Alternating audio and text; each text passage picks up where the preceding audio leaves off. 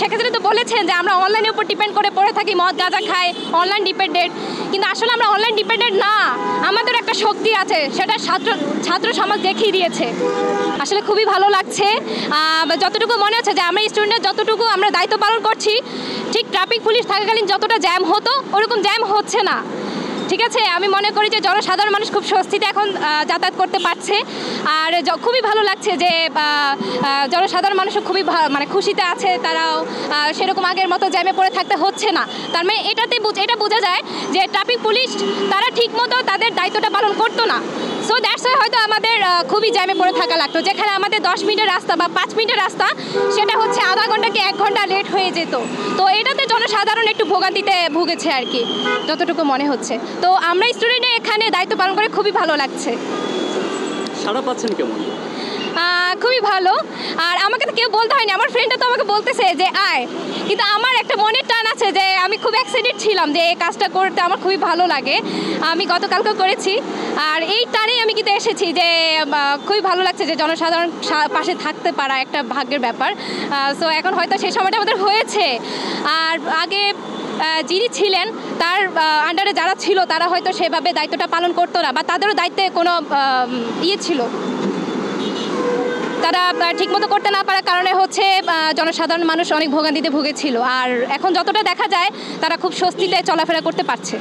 এখন আমরা যতটুকু দেখছি যে আমরা যথেষ্ট ট্রাই করছি যে মানুষ ফুটওভার ব্রিজ ইউজ করানোর জন্য, কিন্তু এখন ভালো মন্দ সব জায়গায় আছে। এখন অনেকে যদি শিক্ষিত হয়ে যদি আমাদেরকে আসলে সম্মান দিতে না জানেন বা আমাদেরকে যদি অবজ্ঞা করে যদি চলে যান, তাহলে তো আমরা কিছু করতে পারবো না তাকে, তাই না?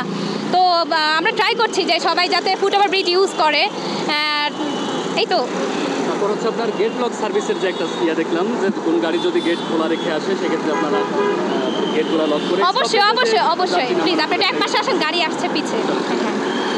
তো এই যে যত্রতত্র যাত্রী উঠানামা করার যে বিষয়গুলো, এগুলো থেকে আপনারা বিরত রাখার জন্য অবশ্যই হ্যাঁ আপনাদের এই বিষয়টা করতে অবশ্যই বেগ পেতে হচ্ছে, কিন্তু এইটা শুধুমাত্র আপনাদের এই প্রচেষ্টাটা কাজে লাগবে না, এটা জনগণের অবশ্যই জনগণের উদ্দেশ্যে। এখন আমরা যদি ওনাদেরকে বলতে হয় যে আপনারা এখান থেকে উঠবেন না, এখন তারা যদি মনে করে যে আমার লাইফের মূল্য নেই, আমি যদি এখানে মারাও যে কোনো সমস্যা নেই। অনেকে দেখছি যে ঝুলে যাচ্ছে, যদি বলি মামা এভাবে যাবেন না, আগে জীবনটা আগে, আপনি বাঁচলে আপনি যেতে পারবেন, 2 মিনিট পরে যান। কিন্তু না, ওনারা ঝুলে যেতেই হবে। এখন আমরা তো সবাইকে আর করতে পারছি না। এখন উনি যদি ওনার জীবনের যদি না মনে করে যদি উঠে যায়, তাহলে তো আমরা কিছু করতে পারছি না। তো এটা তো ওনার ব্যর্থতা, আমাদের না। সড়ক শৃঙ্খলা ফেরাতে যে কাজ করতেছেন, এটাতে আপনাদের দেখতে পাচ্ছি বিভিন্ন অঙ্গ সংগঠন বা বিভিন্ন ব্যক্তি পর্যায় থেকে আপনাদের ফোর্স, তারপর সে ওয়াটার, বিভিন্ন প্রকার খাদ্য সামগ্রী সাপ্লাই দিচ্ছে আপনাদের। তো এইটার ওনাদের সম্পর্কে যদি কিছু বলতেন। অবশ্যই তারা আমাদের পাশে দাঁড়িয়েছে, আর পাশে দাঁড়ানোর জন্যই হচ্ছে আমরা স্টুডেন্টরা এখনো পর্যন্ত কাজ চালিয়ে যেতে পারছি। তারাও আমাদের পাশে হেল্প করছে, আমাদের সাহায্য করছে। এই জিনিসটা আমাদের খুব ভালো লেগেছে, এটা একটা বিগ সাপোর্ট আমি মনে করি। আগামী প্রজন্মের জন্য কিছু বলে যান। অবশ্যই তারা শিখবে এবং অবশ্যই তারা দেখছে যে এই প্রজন্মে সবাই কেমন আন্দোলন বা কেমন তাদের শক্তি আছে। তারা আশা করি এর থেকে বড় কিছু করতে পারবে ইনশাল্লাহ। তাদের মধ্যে একটা মানে এনার্জি কাকে বলে, শেখ হাসিনা তো বলেছেন যে আমরা অনলাইনের উপর ডিপেন্ড করে পড়ে থাকি, মদ গাঁজা খাই, অনলাইন ডিপেন্ডেন্ট। কিন্তু আসলে আমরা অনলাইন ডিপেন্ডেন্ট না, আমাদের একটা শক্তি আছে, সেটা ছাত্র সমাজ দেখিয়ে দিয়েছে ছাত্র আন্দোলনের মাধ্যমে। আর আগামী প্রজন্ম অবশ্যই আমাদের থেকে আরও বেশি শক্তিশালী হবে ইনশাল্লাহ।